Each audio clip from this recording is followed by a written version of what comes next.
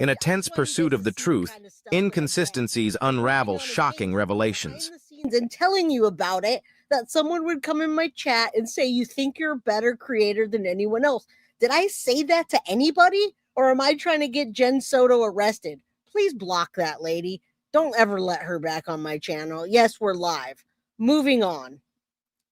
I had, off the record, we had discussed our position on the Did anyone say that? Ms. Soto was interrogated by law enforcement previously. Oh my goodness. She was under a tremendous amount of duress and stress, being that her child was missing and then she was informed was found deceased. There's been media hysteria about this. There's been people asking for her to be prosecuted, tarred, feathered, executed. And so with that said, we have the concern that you brought up about if there's something said inconsistent today, not being used against her for filing a false police report. All right. So, for example, if she said something that was false then, and we have no idea that it was false now before this interview, but she comes. Now, listen, our goal is to arrest Jenn Soto, period. So it's not random. I assure you, I get those kind of messages every day. But we're not going to let that deter us from what we're doing. And I'm totally just learning as I go. If Jenn Soto doesn't get arrested and doesn't get charged, at least we can say we put our best effort forward to do so. So many people are helping behind the scenes, and I love that they're helping. I appreciate you all, but that's the kind of stuff that's going to get in the way, and I'm not going to let it. So let's keep going. Let's get Jenn Soto arrested. All right. I got to give you guys a laugh at least, right? She absolutely should be arrested.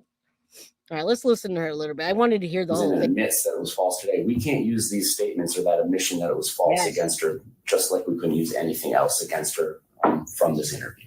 Okay. All right. Thank you. My understanding is that on February 25th of this year, you were working at the hotel on Disney property out at Coronado Springs. Yes. You know, out loud and loud enough to get caught in the report. I know you're upset. I know. Yes. All right. And did you get off at 10 p.m.? Yes. All right. Did you go directly home? Yes. About how long does it take you to get? Now, listen, she's answering questions, just the basic questions, and they give her a lawyer to feel comfortable. Now, I want you guys to know I'm just in a really good mood from hearing really good news right now. So let me just set it straight for 410 people. I'm happy and I'm excited and I'm smiling. I'm not gloating. I'm not trying to make people feel bad. I hope you guys realize that I'm trying to do my best to get Jenn Soto arrested. And I'm a creator. So those two things are hand in hand. I'm a creator and I'm trying to get Jenn Soto arrested. I'm not trying to brag or say that I'm better than anybody. I'm just really happy. That's really good news to hear twice in one day that law enforcement has approached Stefan to get information on Jenn. Isn't that good news? So I just want you guys to know, I really want you guys to just understand that I'm not trying to brag or anything. I just want Jenn Soto to be arrested. Norma, thank you so much. Let's keep going. My goodness, people can rain on a parade. About yes, 25 to 30 minutes. And when you get home, who is downstairs, if anybody? You have a 2-story, is it a townhome? Is that the best word for it? Yes, it's a townhome. If anybody is downstairs, who is downstairs? I saw my daughter Madeline and Stefan. Yes, listen when she lowers her voice. And this is great, Ashton. Tomorrow, we're going to break this interview down piece by piece. All right? So, yes, put it in chat. Let's get all the body language feels and all that. All right? Thank you. I'm so glad that you guys are with me feeling good. Even I'm still sick and I'm feeling just really good right now. It's good news. I'm sure I'm going to have ups and downs as doors close, but this is good news. One step closer to justice. Tomorrow we're going to break down her lying lies by her own words. Yes. Veriscope. Thank you so much for the Guilty of Crime membership. Do you recall what Madeline was wearing? Why would she?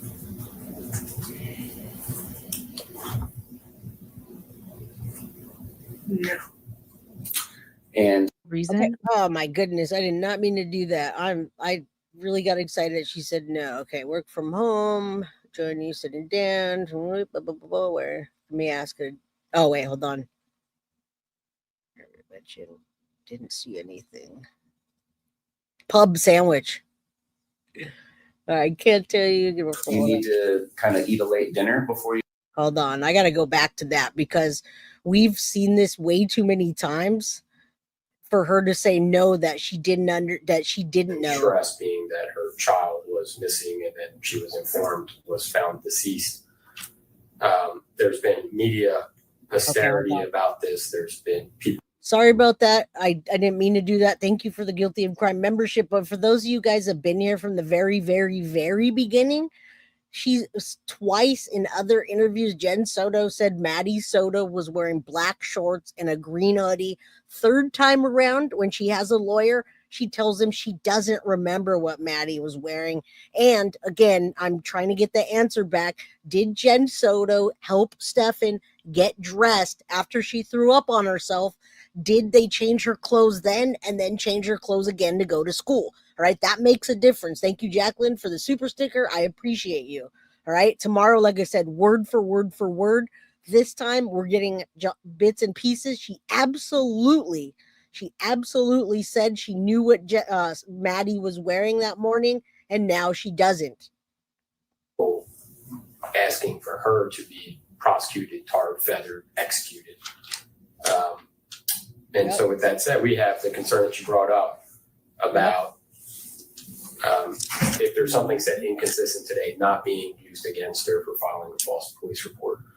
All right. So, for example, if she said something that was false then, and we have no idea that it was false now before this interview, but she comes in and admits that it was false today, we can't use these statements or that admission that it was false against her, just like we couldn't use anything else against her from this interview.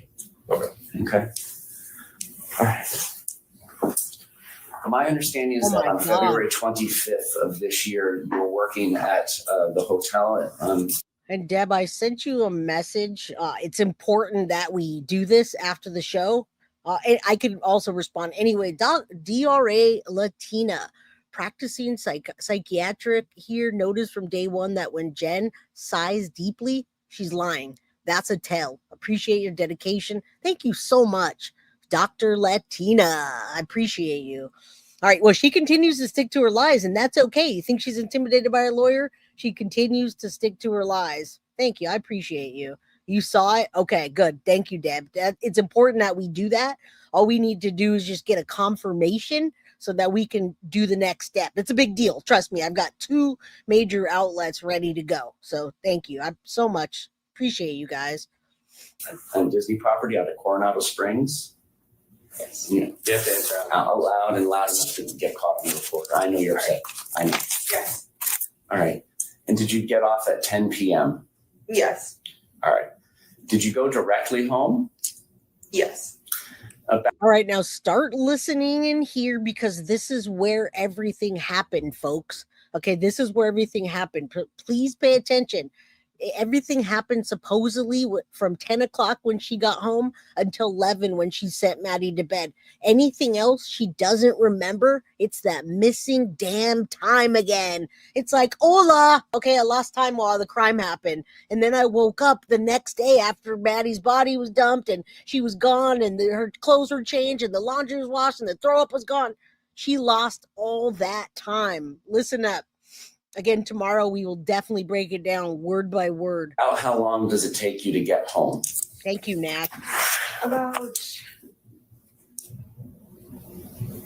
25 to 30 minutes. And when you get home, who is downstairs, if anybody? You have a 2-story, is it a townhome? Is that the best word for it? Yeah, it's a townhome. If anybody is downstairs, who is downstairs? I saw my daughter Madeline and Stefan. Do you recall what Madeline was wearing? No. No. Of course you And don't. do you recall what Stefan was wearing?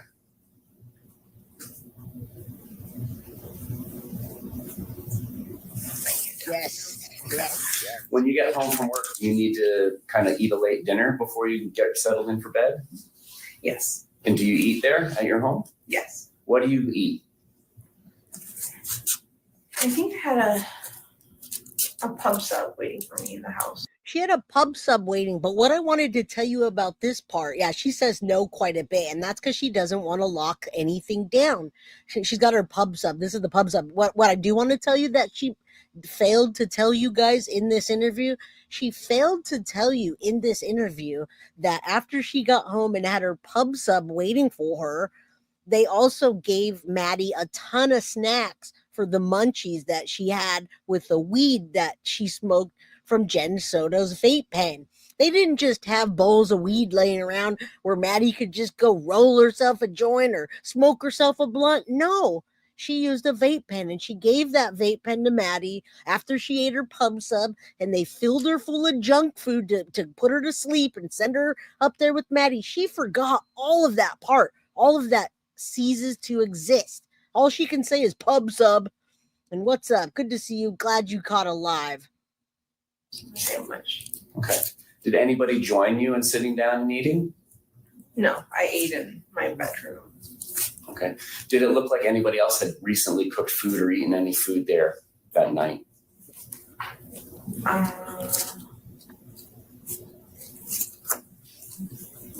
what I saw, no. Okay, so her voice is low and she said no again, and she's a freaking lying liar. Don't forget about the Ativan and the sleeping pills.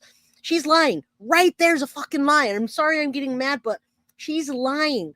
She went in her room by herself, ate a pub sub. Maddie, she didn't talk about anything. Nobody ate. No, are you sure, Jen? You sure nobody ate? Don't forget this, guys. I didn't see anyone cooking, or it didn't look like anyone cooking. Okay. I believe in one of your former interviews, you mentioned that Madeline might have gone over with you kind of what she got at the birthday party since you didn't have the chance to go because you were at work. Mm-hmm. When and where does that occur? That occurs Thank you, Nat, again. right after I get home. It occurs in my bedroom. Everyone's in my room. And so by everyone, let's just be clear, since I understand you have some roommates. So what do you mean by everyone? Madeline, Stefan, and myself were in my bedroom. Okay. At this point in time, do you recall what Madeline was wearing? I don't know. Again, guys, she doesn't want to lock herself into an answer. She's with her lawyer, and so far, she doesn't know anything, and her answers are no. Every time she lowers her voice like this, she's lying. She remembers what she ate, but she doesn't remember what Maddie was wearing. This is a fourth time she says she doesn't remember what Maddie's wearing, but in all the other interviews, she remembers what Maddie was wearing. This interview was, I think it was March 24, 2024. I can pull up the date, but it's in my description. It was last year, and it's her one immunity chance with the lawyer. Ask it a different way.